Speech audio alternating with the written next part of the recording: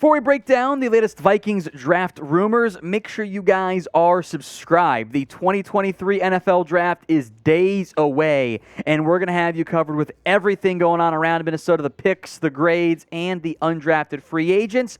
Don't miss out. Hit that sub button right now.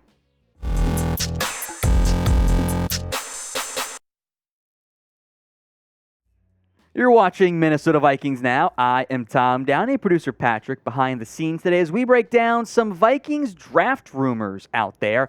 And we're going to begin with a name that I think producer Patrick would very much like to have in Minnesota. That is Deonte Banks, the Maryland corner. Bleacher Report went through and named one ideal pick for every NFL team in the first round, and they selected Banks for Minnesota. And outside of, I think cheating and getting Joey Porter Jr., but hey, weird stuff happens. I agree here. The Vikings badly need cornerback help, and Banks, who's long, athletic, and productive, fits the Vikings mold at corner super well, and there's at least a decent chance he's on the board for Minnesota in the first round.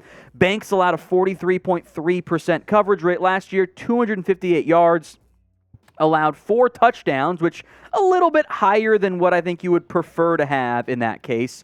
8 pass breakups, 1 interception. I don't think he's a big-time, ball hawk style corner, but if you want someone who can do the press man type of things that we all assume Brian Flores will be asking for out of his corners this year, Banks fits the mold. 31 3/8-inch arms, 4.35 40, 42-inch vert. He's a fantastic tackler as well.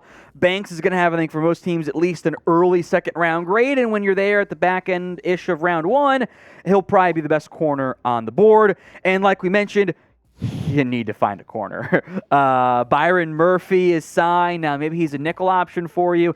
Andrew Booth is there. Caleb Evans. We'll see how that ends up going. I think Banks certainly checks off plenty of boxes for Minnesota at the cornerback position. So who is your ideal round 1 pick? One dark horse name I haven't really thought about before for Minnesota, producer Patrick. Oh, Brian Branch. Just throw him in there at nickel. Have him do all the fun things in your secondary. Is that just a dark horse name in there? I think Banks works too. This is going to be the pinned comment on today's show. So if the ad break comes here on YouTube, take advantage of it. Head down there. Tell me who your ideal round 1 pick is. Not sure we'll see a lot of this name on here. That is Anthony Richardson. So latest NFL.com mock draft from Chad Reuter, a.k.a. Chad Wronger, has a 7-round mock draft, has Vikings trading up for Anthony Richardson, which is scary. Scare-roused is the word I've used for Richardson, where the tools are elite. You're talking about a massive human being. He's built just and plays kind of like if he hits Dante Culpepper. That's who you could be getting. That's actually the better comp size-wise than Cam Newton is. He's a smaller Cam Newton. Dante Culpepper. Massive boom or bust prospect because he wasn't accurate at Florida. Got some technique that's got to be ironed out there. Still has a long ways to go in terms of the processing, but does show flashes of it. In theory, he would sit for a year behind Kirk Cousins. The trade package from NFL.com was Vikings get the number 10 overall pick. They jump up with Philadelphia to take Richardson, giving up a first this year, a first next year, and a 3rd-round pick. From a pure value perspective, actually not that bad of a trade. It is 2 firsts and a 3rd, but you're not paying a massive quarterback tax at that point. So would you do this trade? Maybe it's even like a C.J. Stroud or Will Levis you want instead. Would you do this trade to go get your, in theory, franchise quarterback? Y for yes, N for no. You guys can vote in the comment section. But do remember, this move would decide your future. If this works, great. Your other coaches all get promotions. Everyone gets raises. The GM and coach get extensions. Everyone's a happy camper. If it doesn't work, everyone's out of a job. Everybody's fired because you gambled everything on Anthony Richardson, and that is a dangerous gamble to make. Make no mistake about it. I know there's been some pushback of late that, Richardson isn't as raw as the completion percentage might suggest, which, okay, he does do some promising things in terms of reading defenses and looking off players. I get all of that.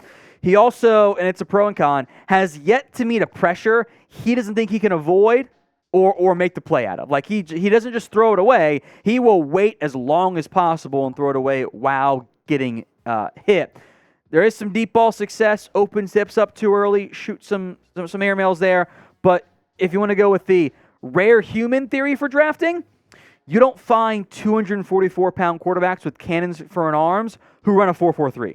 Like, those people don't exist very often. So he's not even 21 years old yet. It's a gamble. It either works wonderfully or everyone's fired. Let's move to a safer pick. At least I think most would agree with that. Jaxon Smith-Njigba. The Vikings had JSN in for one of the later pre-draft visits for Minnesota. You do have a hard deadline late last week. He is the betting favorite, correctly so, to be the first wide receiver drafted. But whether he's the first or second, he could still be on the board for Minnesota. At pick number 23, this is not the wide receiver class of recent memory. I'm going to try to avoid using the phrase slot only for Jaxon Smith-Njigba because he did really only play slot at Ohio State. I'm going to go with slot best moving forward of if you really want to get the best and most out of him, he probably should be playing in the slot there. Amon-Ra St. Brown's kind of like that, one of the higher end comps. There's some Keenan Allen to his game, but he tested way better than Allen ever did. Tyler Boyd maybe on kind of the lower end there.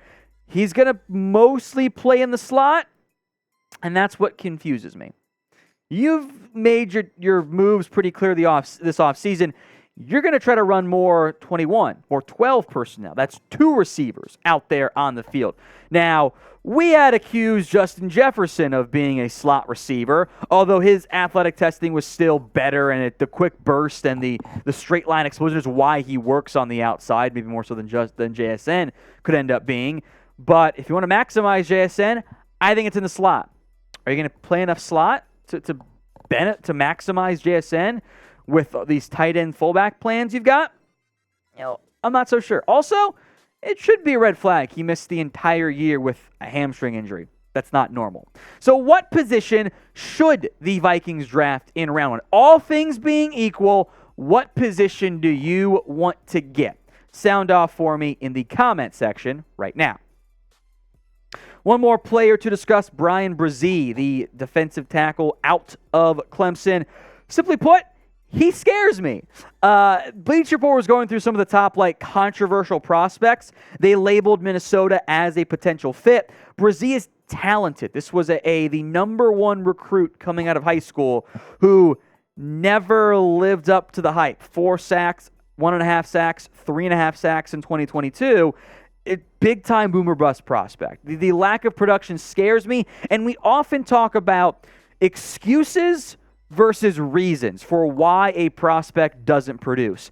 And I do think that there are some good reasons why he didn't produce. Tore his ACL in 2021, which is a red flag in of itself. Had a kidney infection in 2022. He missed 2 games. Added 45 pounds of water weight because of the infection. Then in September, his younger sister died at age 15 because she had because of brain cancer. He went through a lot. So it is understandable as to why, hey, maybe the football stuff wasn't the number 1 thing that ended up being the production focus there.